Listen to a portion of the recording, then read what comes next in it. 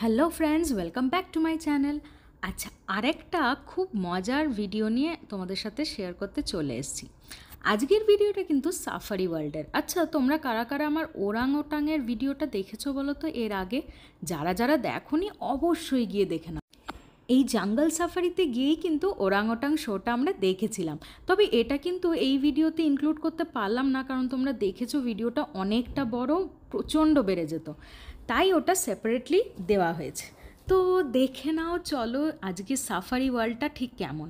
আচ্ছা, আমরা কম বেশি প্রত্যেকেই কিন্তু ইন্ডিয়াতে কোনো না কোনো সাফারি ওয়ার্ল্ডে একবার হলেও ঘুরতে কিন্তু অবশ্যই গেছি। তো ব্যাংককের সাফারিটা ঠিক কীরকম সেটা দেখা যাক। আমি অবশ্য প্রথম দিকে ভেবেছিলাম ওই একই মোটামুটি হবে, কী আর হবে এক্সট্রা। তো চলো তাও দেখে আসি, কারণ আমাদের আইটেনারিতে অলরেডি ইনক্লুড করেছিল, আমরা তো ট্যুর প্যাকেজের সাথে গেছিলাম, তো দেওয়াই ছিল।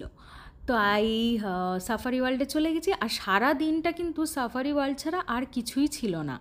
তো ভাবলাম ঠিক কতক্ষণ লাগতে পারে সাফারি ওয়ার্ল্ডে, চলো দেখা যাক। আর দেখো, ঢুকতেই শুরু হলো এই কিউট স্প্যারোসগুলো আর অনেক ধরনের পাখিগুলো দিয়ে। তো পাখিগুলোকে দেখতে বেশ মজা লাগছিল, অনেক রকম অ্যাক্টিভিটিস করছিল, অনেক কিছু মজাদার জিনিস করছিল। তো আর যেহেতু ওয়েদারটা খুব সুন্দর ছিল, তোমরা দেখতেই পাচ্ছ একদম দারুণ সানি ওয়েদার। তবে হ্যাঁ, একটু গরম ছিল, যদিও আমরা ডিসেম্বরে গেছি, সেই সময়টা অতটা গরম ছিল না। তবে কি বলো তো, থাইল্যান্ডে না প্রচণ্ড গরমের দেশ, তো গরমকালে কেউ সচরাচর ঘুরতে যায় না, সবাই শীতকালটাই প্রেফার করে। আর আরেকটা জিনিস, এই সাফারির মধ্যে জানো তো ভেতরে ওয়াটার স্প্রে দিচ্ছিল, কারণ মোটামুটি একটু গরম ছিল। আর যেহেতু ভিড় হয়েছে প্রচণ্ড, মানে প্রচুর লোকের ভিড়, এই সময়টাই মেনলি লোকে ঘুরতে যায়, ওই যে বললাম, সেই কারণে আজ গিয়ে আমরা দেখলাম যে ওয়াটার স্প্রে দিচ্ছে আর বেশ ভালো লাগছিল। তো যাই হোক, আমি কোন ড্রেসটা পরেছি হয়তো আগে তোমরা রিলসে দেখেছো, চলো তাও দেখিনি। আজকে আমি কিন্তু পুরো পার্পল লেডি হয়ে সেজেছি। আমার কানের মানে ইভেন ক্লাচারটাও ম্যাচ খেয়ে গেছে, আমি বুঝতে পারিনি, এখন আমি ভিডিও করতে গিয়ে, এডিট করতে গিয়ে দেখলাম যে আমার তো ক্লাচারের রঙও ম্যাচ করে গেছে, ইয়াররিং আর ড্রেসটাও পুরো পার্পল হয়ে গেছে। তো লাইট পার্পল কালারের একটা ড্রেস পরেছিলাম, যেটা হচ্ছে ওয়ান পিস। আর এই ভিডিওতে কিন্তু আমার পুরো, যদিও এখন অবধি ছবিটা দেখা যাচ্ছে না, বাট এর পরে দেখা যাবে, তো তখন তোমরা আমার ড্রেসটা দেখে নিও। আর যেহেতু গরম ছিল, থাইল্যান্ডে বিশেষ ঠান্ডা তো পড়ে না, তাই আমরা কিন্তু শীতের কোনো জামা কাপড়ই নিয়ে যাইনি, আর লাগবেও না, একদমই লাগবে না, তাই সব গরমের জামা কাপড়ই নিয়ে গেছিলাম। আর দেখো এখানে পাখিগুলো, এই দেখো আমার ড্রেসটা ফুল, আর পাখিগুলো কি কিউট লাগছিল, খুব সুন্দর লাগছিল। তো আমরা অনেক ভিডিও, ফটোজ এরকম নিয়েছি। আর তোমরা যেটা দেখতে পাচ্ছ আমার সাইডে ব্যাগটা নিয়েছি হোয়াইট কালারের, এই ব্যাগটাও কিন্তু থাইল্যান্ড থেকে কেনা। ব্যাগটা আমার খুব ভালো লেগেছিল, জুটের ব্যাগ, আর খুব সুন্দর দেখতে, কালারটা মানে হোয়াইট, অল্প ব্রাউনেরও ছোঁয়া আছে, তো আমার দেখে খুব ভালো লাগলো, নিয়ে নিলাম। আর দেখো এখানে গাছগুলো কত সুন্দর, এইগুলো কিন্তু রিয়েল প্লান্টস, কোনোটাই আর্টিফিশিয়াল নয়, কিন্তু ছোট্ট ছোট্ট প্লান্টসগুলো টবের মধ্যে কত সুন্দর করে সাজিয়েছে, দেখো খুব সুন্দর লাগছিল জিনিসটা। আর পুরো জঙ্গলটা কিন্তু খুব সুন্দর করে সাজানো, পরিষ্কার পরিচ্ছন্ন, আর সবথেকে বড় কথা অনেক বড়, তোমরা ভাবতে পারবে না। আমাদের মানে প্রত্যেকেই যারা গেছে ট্যুরিস্টরা, তাদেরকে একটা করে লিফলেট পেয়েছিলাম, তো আমরা প্রত্যেকেই একটা করে লিফলেট পেয়েছি। আর ওখানে লিফলেটে পুরো ইনফরমেশন দেওয়া আছে, মানে কোন দিক থেকে ঢুকতে হবে এবং পরপর শোগুলো সব দেওয়া আছে, আর ডিরেকশনও দেওয়া আছে। তো সেই মতো দেখে দেখে, মানে ডিরেকশন দেখে গিয়ে প্রত্যেকটা শো দেখা যাবে, এবং দেখে তারপর আবার ফেরার রাস্তাটাও সব কিছু করা আছে। আর দেখো এখানে কত বড় ক্রোকোডাইল, বাপরে! তো যাই হোক, সেফটি সিকিউরিটির দিক থেকে তো কোনো কথাই হবে না, এখানে প্রচণ্ড সেফ, কোনো রকম কোনো ঘটনা অবশ্য আমরা কখনো শুনিনি। আর সবথেকে বড় কথা কী বলো তো, আমার সবথেকে যেটা ভালো লাগলো, একটা পুরো দেশ ট্যুরিজমের ওপরে চলছে, কারণ এখানে হ্যাঁ আইটি তো আছে, তোমরা বলবে আইটি কি আর নেই, আইটি অবশ্যই আছে, কিন্তু অতটা বেশি নয়, কমই আছে। কিন্তু মেনলি মানে মেন সোর্স এনাদের হচ্ছে tourism, main source of income. তো যাই হোক, সেই জন্য চারিদিকে সুন্দর আর নিট অ্যান্ড ক্লিন, প্রচণ্ড সেফটি সিকিউরিটির দিক থেকে কোনো কথাই হবে না। তো যাই হোক, আমরা ক্রোকোডাইলগুলো দেখছিলাম, আর দেখো কি সুন্দর প্রতিচ্ছবি পড়েছে, গাছপালা, পাতার, তারপর আকাশের, কত সুন্দর লাগছে দেখতে, চারিদিকটা খুব সুন্দর লাগছিল। আর এই দেখো কি সুন্দর আস্তে আস্তে করে এগিয়ে আসছে ক্রোকোডাইলটা। তো একে দেখে আমার একটা কথা মনে পড়ে গেল, সেই মাগারমাছ কি আঁসু বলে না, সেই রকম ব্যাপার। যাই হোক, যদিও এখানে মাগারমাছের কিন্তু আঁসু আমরা দেখতে পাইনি, চোখের জল দেখতে পাইনি, কিন্তু মাগারমাছ ভালো রকম দেখতে পেয়েছি। তো এই আর কি, এইসব আমরা দেখছিলাম, এনজয় করছিলাম। আর এখানে অবশ্য টাইমের লিমিট ছিল, কারণ মোটামুটি আমাদের এর পরেও একটা জায়গায় মানে জঙ্গলের একদম ভেতর দিকটা সাফারি করতে যেতে হবে, আর ওটা শুধুমাত্র গাড়ির ভেতরে বা জিপের মধ্যেই যেতে হবে, ওটা হেঁটে এরকমভাবে হবে না। তো সেখানে বাঘ, চিতা এইসব আছে, তো সেই হিসেবে আমাদের মোটামুটি টাইমিং দেওয়া ছিল, তো 4 ঘন্টার মধ্যে কমপ্লিট করতে। তোমরা ভাবছো তো 4 ঘন্টাটা অনেক টাইম, বিশ্বাস করো এত বড় জঙ্গলটা আমরা মাঝখানে এক আধবার প্রায় হারিয়েই ফেলেছিলাম, যে কোন দিকে যাব বুঝতেই পারছিলাম না। তো যাই হোক, এমনি কোনো অসুবিধা নেই, জিজ্ঞেস করে করে আর মোটামুটি ওই লিফলেটের ডিরেকশন দেখে দেখে ঠিকঠাক পৌঁছেই গেছিলাম। আর তোমরা দেখতে পাচ্ছ আমাদের হাতে লিফলেটটা আছে। আর চলো, এখানে এখানে এসছি, এখানেও দেখিনি, চারিদিকে কিছু না কিছু।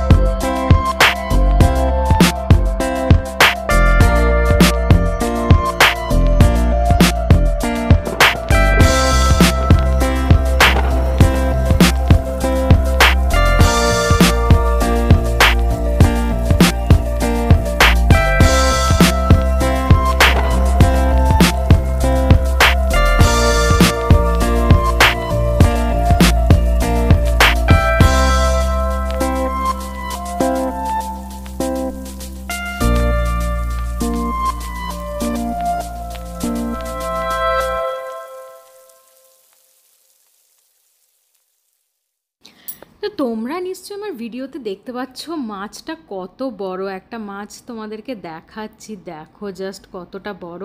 আর এই অ্যাকোয়ারিয়ামে কিন্তু আমি দেখলাম বিভিন্ন সাইজের মাছ আছে, একদম ক্ষুদ্র চুনো মাছ থেকে শুরু করে দেখো ভেলও আছে, মানে সব রকম সাইজের মাছ আছে। আর কি কিউট লাগছে মাছগুলো, জলটাও খুব পরিষ্কার। আর এই দেখো এই মাছগুলো, এগুলো দেখে তো আমার রুই কাতলাই মনে হচ্ছে, জানি না। তো আমি বরকে বলছিলাম দেখো রুই কাতলা মাছগুলোর মতনই দেখতে আমাদের ওদিকে। তো প্রচুর সংখ্যায় প্রচুর ছিল, আর দেখতে পাচ্ছ বেশ ভালো ভিড় হয়েছে। আর এখানে আমার তো একটা রিলস বানানোই আছে এইখানটা, এই জায়গাটাতে অ্যাকোয়ারিয়ামকে নিয়ে। তো তোমরা আশা করি দেখেছো আমার ওই রিলসটা, অনেক দিন আগে দিয়েছিলাম। তো যাই হোক, সেটার জন্যই ভিডিও নিচ্ছিলাম, খুব সুন্দর লাগছিল। আর সবথেকে বড় কথা কি বলো তো, হিউমিডিটিটা একদম নেই থাইল্যান্ডে, যার ফলে কোনো কষ্ট হয়নি। তো ক্লাইমেটটা একদমই হিউমিড নয়, আর বেশ ড্রাই ওয়েদার। আর খুব বেশি ঠান্ডা না থাকলেও অতটা কষ্ট হচ্ছে না, মানে সেরকম বীভৎস গরমটা নেই, যেহেতু ডিসেম্বরে। তো হ্যাঁ, ঠান্ডা গরম সব মিশিয়ে আর কি। তো যাই হোক, আর একটা মজার ঘটনা তোমাদের সাথে তো শেয়ারই করা হয়নি, দাঁড়াও বলছি। জানো তো এই সাফারি ওয়ার্ল্ডে ওরাং ওটাং ছিল, তো ওরাং ওটাং শোটাও নিশ্চয়ই তোমরা দেখেছো, ওর ভিডিওটা আমি আগেই আপলোড করে দিয়েছিলাম। তো সেরকম একটা জায়গায় মানে শোটা তো চলছিল, শোয়ের বাইরেতেও একজন ওরাং ওটাং ছিল, তো যার সাথে কিন্তু ফটোশ্যুটও করা যাবে এবং ভিডিও শ্যুটও করা যাবে। তো তার জন্য প্রাইসটা তোমাদেরকে বলে দিই, পার হেড লাগবে 500 ভাট। ভাট মানে ওনাদের কারেন্সিতে ভাট, তো আমাদের যদি কারেন্সিতে কনভার্ট করি তাহলে 1200 টাকার মতো পড়ছে। তো এক একজনের পার হেড এরকম টাইপের ফটোশ্যুট, বিভিন্ন ক্যামেরাম্যানও আছে, তো বিভিন্ন পোজে ফটোশ্যুট করে দেবে। তো ওটা কিন্তু আমার ভীষণ ইন্টারেস্টিং লেগেছিলো এবং ওটা আমার খুব ইচ্ছা ছিল। আমি আগেও মানে যখনও যাইনি থাইল্যান্ডে, তার আগেও কিন্তু অনেকবার এরকম টিভিতে মজার মজার দেখেছিলাম। তো ইচ্ছা ছিল থাইল্যান্ড গেলে পরে অবশ্যই এটা করব। কিন্তু যেহেতু শোয়ের টাইম হয়ে গেছিলো, তো আমরা প্রথমে ভাবলাম আগে শোটা দেখে নিই, তারপর এই ফটোশ্যুটটা করব। কিন্তু গাইজ এটা একটা খুব বাজে জিনিস হয়ে গেল যে শোটা থেকে বেরিয়ে দেখছিলাম ওরাংওটাংয়ের কাছে বিশাল বড় লাইন, মানে বীভৎস বড় লাইন। সেই লাইন পেরিয়ে মানে আমাদের টাইম আস্তে আস্তে মোটামুটি আধ ঘন্টা 35 মিনিট ওখানেই চলে যাবে। আর দাঁড়ানো যেতে পারতো, কিন্তু ব্যাপারটা কি বলো তো, আমাদের যেহেতু ট্যুরিস্ট প্যাকেজ, তো টাইমের ব্যাপার আছে। এরপর আরও ঘোরাঘুরি, আরও জায়গা আছে যেগুলো কভার করতে হবে এই সময়ের মধ্যে। তো যাই হোক, আনফর্চুনেটলি ওরাংওটাংয়ের সাথে ফটোশ্যুটটা হলো না। তবে হ্যাঁ, আমরা ঠিক করেছি এরপর যখনই বাইরে যদি কখনো ঘুরতে যাই, তো এই ফটোশ্যুটটা অবশ্যই করব।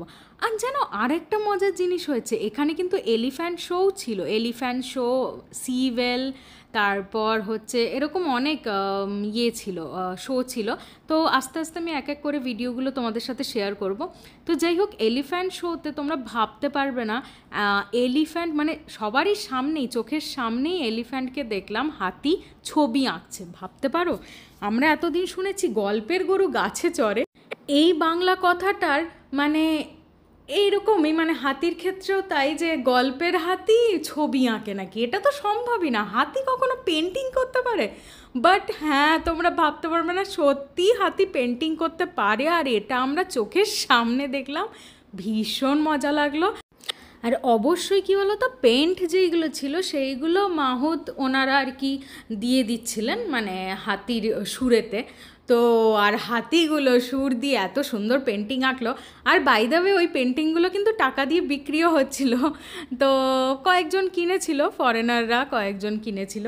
তো আমরা আপাতত কিনলাম না, আমাদেরও কেনার ইচ্ছা ছিল। তবে আমাদের তো ভাড়া বাড়ি, নিজস্ব বাড়ি যখন হবে তখন এরকম কিছু ওয়াল পেন্টিং নিয়ে রাখবো, এখন নিয়ে এনে রাখাটাও খুব সমস্যা। তো যাই হোক, দেখে ভারী মজা লাগলো, আর একদমই নতুন জিনিস, এটা আগে কখনো এরকম দেখিনি বা এক্সপিরিয়েন্স করিনি। যাই হোক, এরকম অনেক মজার মজার ঘটনা ঘটেছে, আর আস্তে আস্তে পুরোটা তোমাদের সাথে শেয়ার করব। আর প্লিজ আমার চ্যানেল দেখতে থাকো, আর ভালো লাগলে প্লিজ প্লিজ প্লিজ সবাইকে তোমাদের শেয়ার করে দিও, তোমাদের চেনা জানা, আর সাবস্ক্রাইবটা অবশ্যই করো। এটাই তো তোমাদের আমার প্রতি ভালোবাসা। তো যত তোমরা ভালোবাসবে তত আমার আরও ভালো লাগবে। তোমাদের ভালোবাসা ছাড়া আর কিছুই চাই না।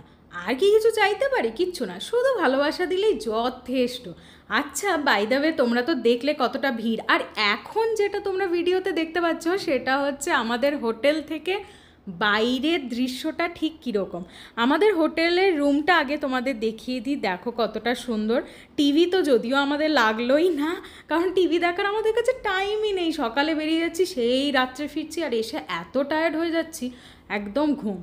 তো যাই হোক, এই রুমটাতে আমার অবশ্য একটা অসুবিধা হয়েছিল, যে এটা পুরো বন্ধ, মানে এসি কিন্তু জানলা খোলা যায় না। তো যেহেতু আমার একটু ক্লস্ট্রোফোবিয়া আছে, তো আমার একটু অসুবিধা হচ্ছিল। বাট হ্যাঁ, পরের দিকে আমার অতটাও কিছু অসুবিধা হয়নি, তো ঠিক আছে, পরের দিকে মানিয়ে নিয়েছিলাম। আর যাই হোক, রাতের ব্যাংককটা দেখো কত সুন্দর চারিদিকটা সাজিয়েছে, আর প্রচুর ভিড়, তোমরা দেখতেই পাচ্ছ, প্রচণ্ড ভিড় এখানে বিভিন্ন। আর যেহেতু ক্রিসমাস নিউ ইয়ার আসছে, তো একটা অন্য রূপে সেজে উঠছে শহরটা তত। তো আমাদের মোটামুটি বলছিলেন যারা ওখানকার লোকাল ট্যুরিস্ট, যে এখানে থেকে যেতে, ক্রিসমাস নিউ ইয়ার কাটিয়ে যেতে। কিন্তু যেহেতু আমাদের অবভিয়াসলি টিকিট কাটা আছে এবং সব কিছু ওই প্যাকেজের মধ্যে, তো যাই হোক আমরা চলে এসেছিলাম। তবে হ্যাঁ, এই সাজানোটা দেখে অসাধারণ লেগেছিলো, তোমরাও দেখে নাও সাজানোটা। ওভারঅল এক্সপিরিয়েন্স আমাদের খুব ভালো হয়েছিল। আর বাজেটের ব্যাপারে তোমরা জানতে চাইলে অবশ্যই একটা ভিডিওতে বলে দেবো।